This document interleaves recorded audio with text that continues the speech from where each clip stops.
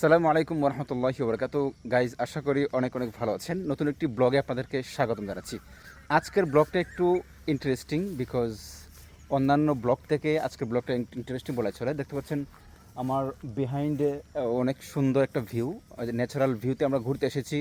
এবং কারণ হচ্ছে ঈদের পরে এই প্রথম, বিশেষ করে আমার আফটার ম্যারেজ আমার কলিগদের সাথে, বন্ধুদের সাথে আমি প্রথম তাদের সাথে সাক্ষাৎ করতে এসেছি। এই জন্যই কিন্তু অনেক ভালো লাগা। আর তাছাড়া হচ্ছে ঈদের পরবর্তীতে যে একটা ট্রিপ, এটা আমাদের শর্ট ট্রিপ। আর এটা হচ্ছে আমাদের বাড়ি থেকে বেশি দূরে না, ও দূরে প্রায় 20 টাকা ভাড়ার মতো আর কি। তো আমরা এখানে আসলাম এবং দেখতে পাচ্ছেন আমার পিছনে অত্যন্ত সুন্দর একটা ন্যাচারাল বিউটিতে আমরা কিন্তু ঘোরাঘুরি করছি, অত্যন্ত ভালো লাগছে।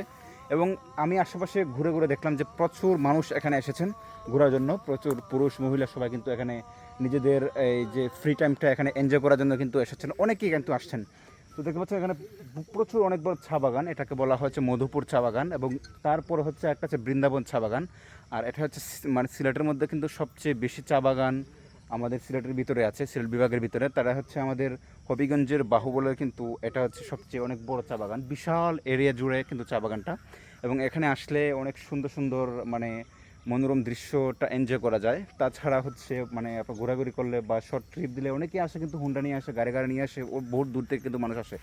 এবং আমাদের সাথে যারা এসেছিলাম আজকে, তারা হচ্ছে আমাদের মিস্টার মৌলানা ফেরদৌস আহমদ সাহেব, উনিও আমরা এসেছি। এবং উনি সুদূর সিলেট থেকে এসেছেন, ছুটিতে আসছেন। এবং সাথে আছেন আমাদের বিডিএস নিউজের অনার অ্যান্ড ফাউন্ডার আমাদের মিস্টার শেখ সাদি সাহেব, উনিও এসেছেন।